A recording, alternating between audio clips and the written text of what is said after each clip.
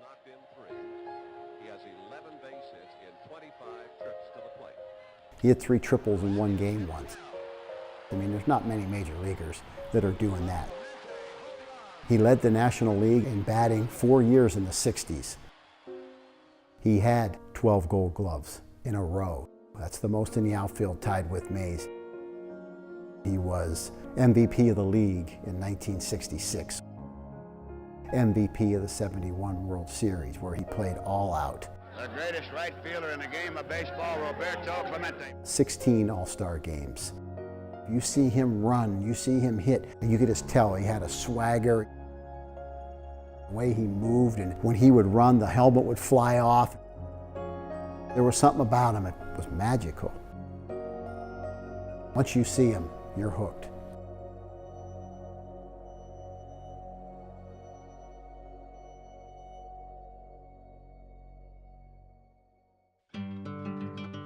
My name is Duane Reeder. I'm the executive director of the Clemente Museum in Pittsburgh.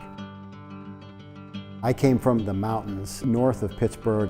When I grew up, it was all Pirates all the way. Everybody wanted to be number 21. We had him up on this pedestal that he was larger than life.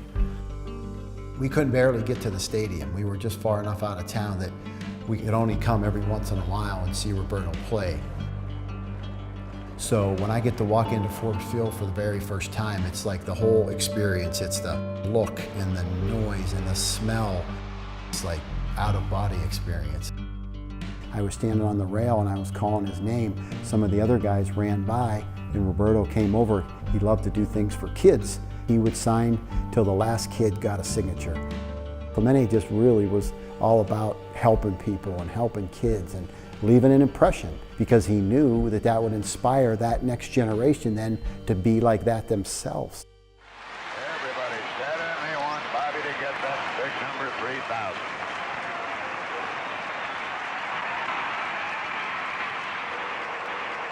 Matlack on the 0-1. Bobby hits a drive into the gap in left center field. There she is. A double for Roberto.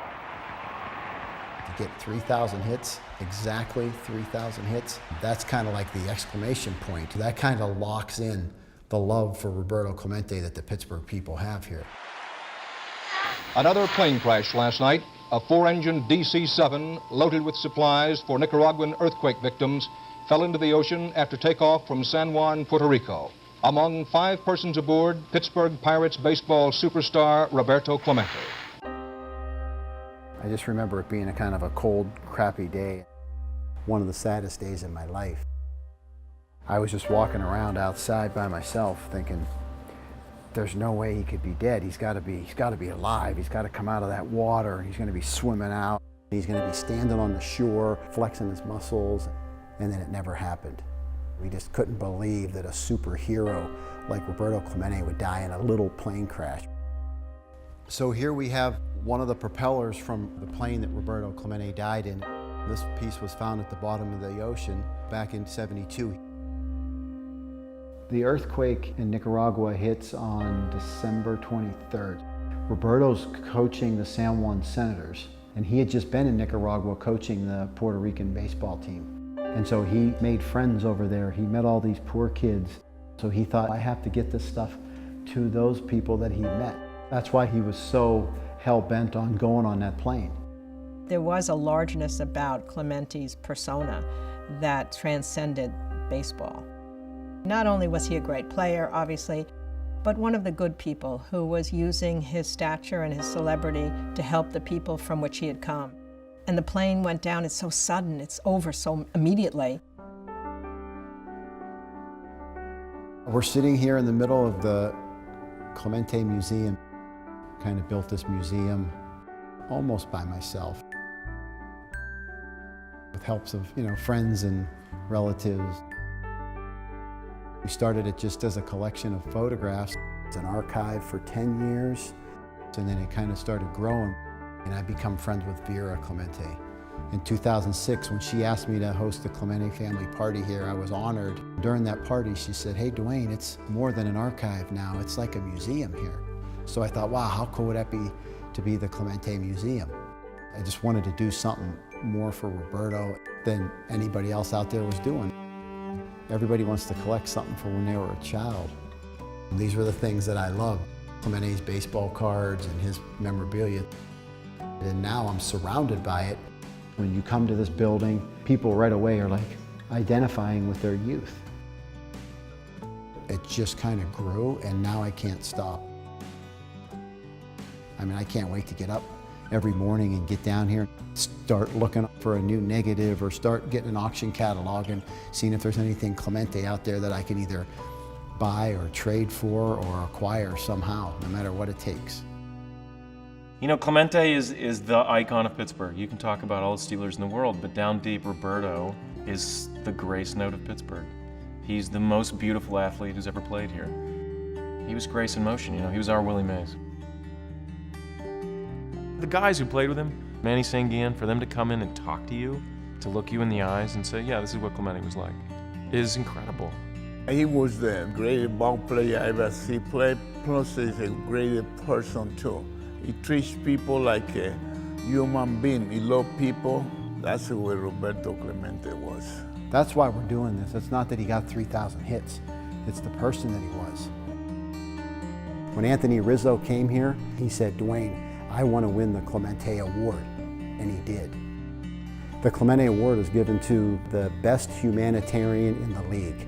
So I've been blessed to have all the visiting teams that come into Pittsburgh kind of seek me out and come over. Puig comes here. He came 4 years in a row now. We've had Mike O'Keeton, we've had Steve Carell, we had Eddie Vedder of Pearl Jam. People just gravitate to Roberto Clemente. For me, Dwayne is the dude who keeps carrying the torch. He's like, never forget, never forget. I still get goosebumps when I can pick up a Roberto Clemente bat. I mean, I can hold a bat in my hand that he used. This is like the closest thing that I'll ever get now that he's passed away.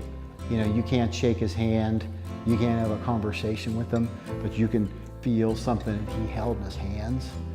I can link myself to Roberto and hold this bat, you know, and get a great feeling out of it. I'll pull it out of the case and let players swing this and get that feeling too. Makes you feel a fuller sense that we are all a part of the people who came before us. And that's the magic of time going by, and maybe people aren't dead after all because something lives on in their spirit and you're a part of that. We're really going to be thinking about him more than ever this New Year's Eve, 45th year anniversary of him dying. 45 years, that's a long time. It was longer than he lived. He was only 38 years old when he died. We need more visitors, keep people coming in, and we need to get to the next generation to keep telling Clemente's story and to make sure people know that story. I've had young kids that I'd never met before come up to me and say, Mister, that was the coolest thing ever. And I tell people that I'm a puppet and Roberto Clemente's the puppeteer up there. I couldn't stop doing this if I tried. It sounds a little hokey, but I think I got someone watching over me here. I think Roberto is shining down on me.